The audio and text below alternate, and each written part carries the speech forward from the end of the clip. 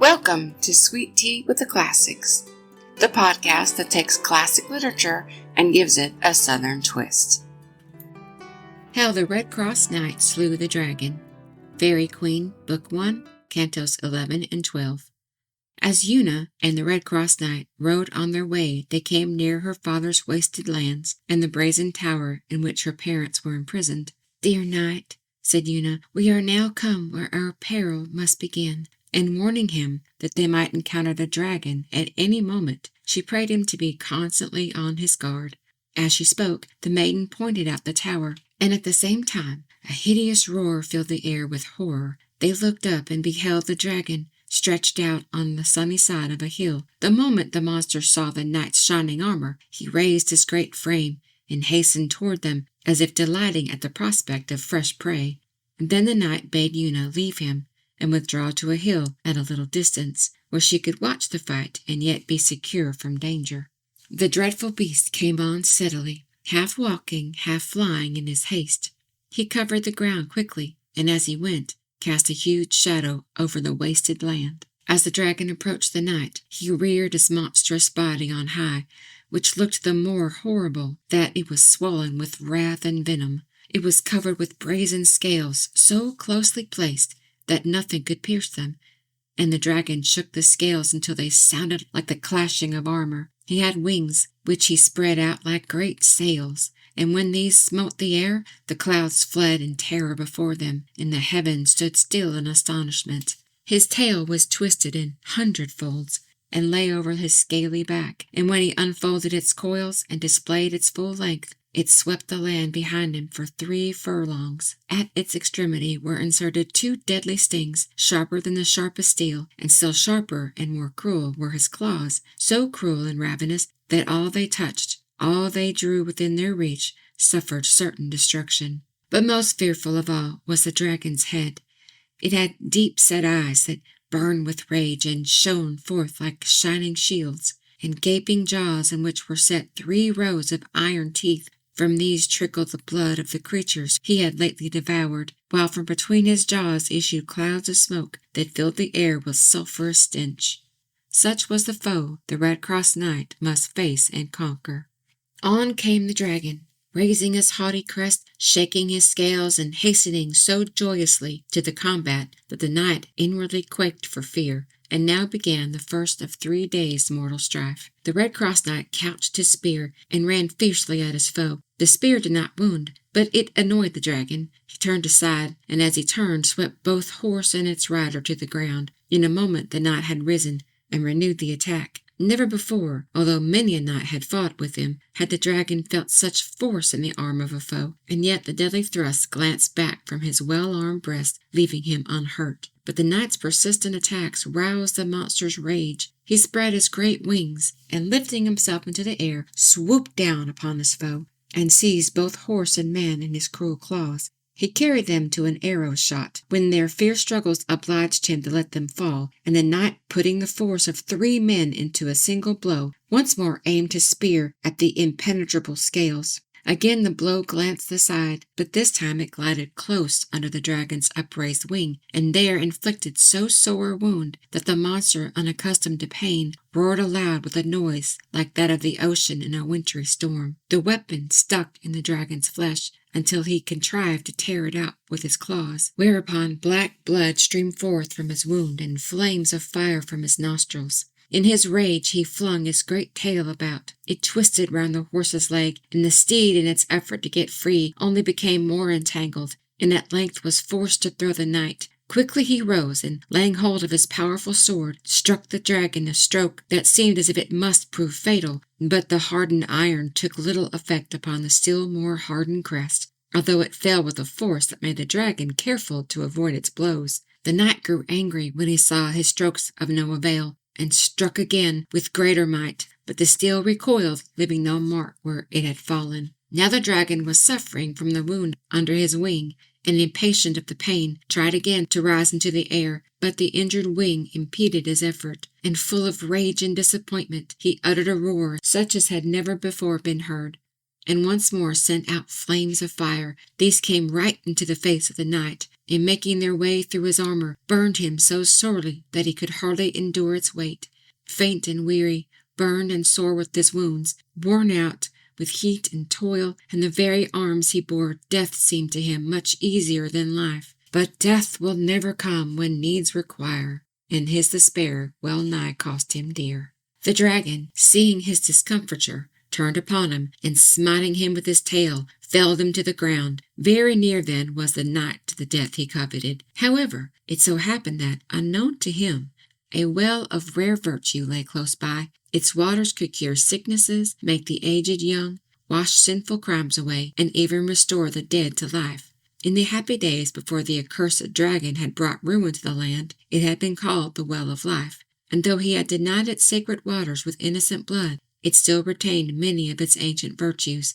Into this spring the night fell, and now the sun began to set, and Una, watching from her hill, saw her champion fall, and saw too that the monster swelled out his proud breast, and clapped his great wings, as if in victory. Little knowing the boon that had befallen her knight, the maiden grew very sad at heart, thinking all was lost. No sleep was possible to her. With folded hands on lowly knees, she spent the long anxious hours in earnest prayer. When morning came, Una arose and looked anxiously around to see if, haply, she might discover the warrior still alive, for with the morning new hopes frequently arise. By and by, to her great joy, she saw him start up, all fresh and invigorated by the powers of the wondrous well. The dragon was confounded at the sight, and knew not whether this was his foe of yesterday, or another came to take his place, when the knight uplifted his bright blade and struck the monster a blow upon the skull, which wounded him in right earnest.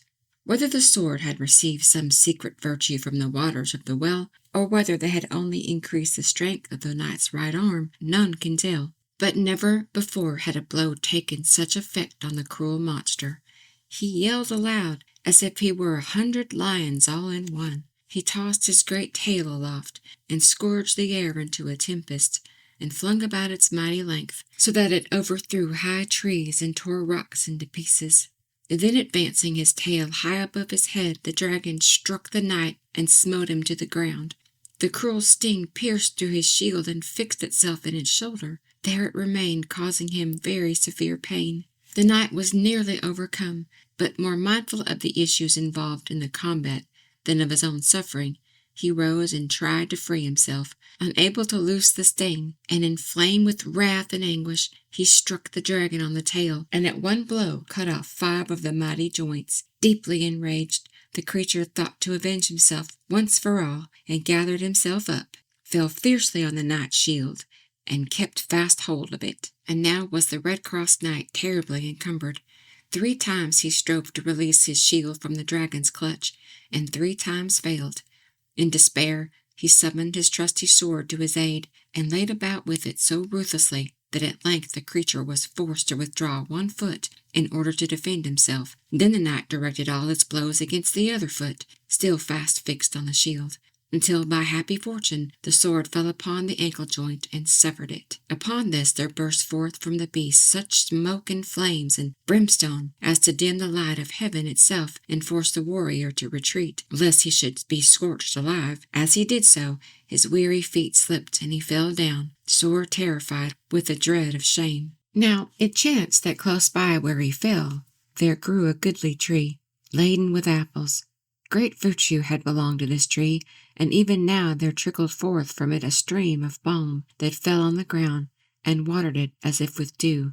This little stream imparted life and long health to all whom it benefited, and into its soothing power the knight fell, on this the close of the 2nd day's fight. Once more his life was saved, for the dragon, who was of death and darkness, dared not approach aught life-giving.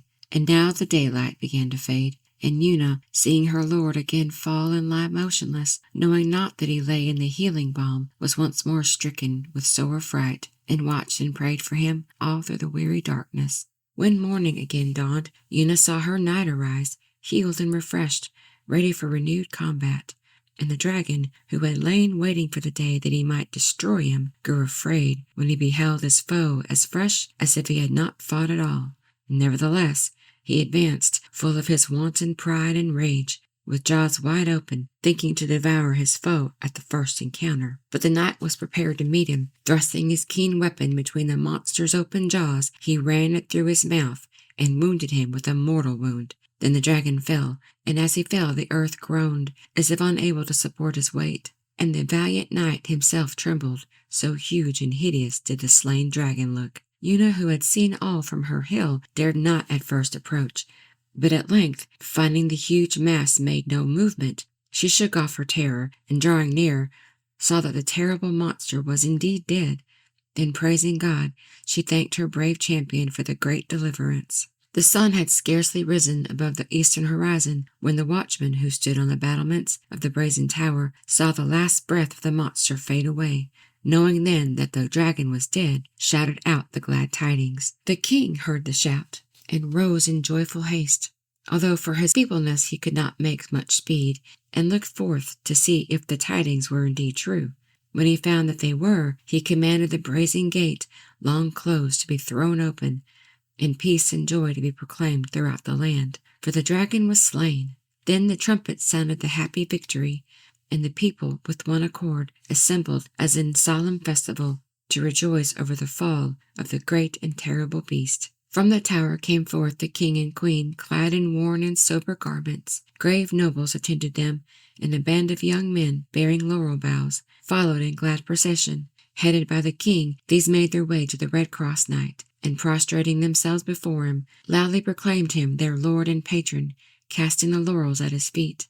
As they did so, there issued from the brazen gate maidens adorned with garlands, bearing sweet-sounding timbrels, and dancing as they went, while with them were children who sang to the maidens' music. This second procession wended its way until it came where Una stood, and there they stayed and sang aloud her praises, and set a green garland on her head, crowning her twixt earnest and twixt game. Last of all came the mob, hurrying to see the dragon slayer, whom they looked upon as sent from heaven, and at whom they stared with gaping wonder. But when they arrived where lay the dead dragon, they were filled with fear. Some, indeed, were so terrified that they fled away. Others pretended to conceal their fear, while one, who wished to be thought wiser than all the rest, suggested that the dragon might not be really dead. At this, another immediately declared that he could see fire sparkle in his eye, while a third was persuaded that he had seen the monster wink. Others, more bold, stood near its carcass in order to measure how many acres it covered. Thus the people flocked about the dead dragon, while the king and his train were entertaining the knight with gifts of ivory and gold.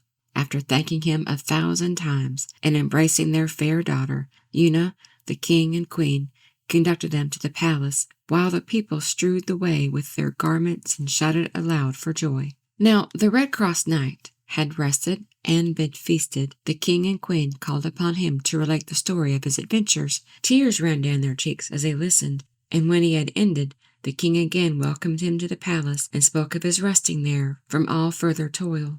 But the knight declared that he might not rest yet, for he was bound by vow to Gloriana, queen of Fairyland, to return and serve her for the space of 6 years.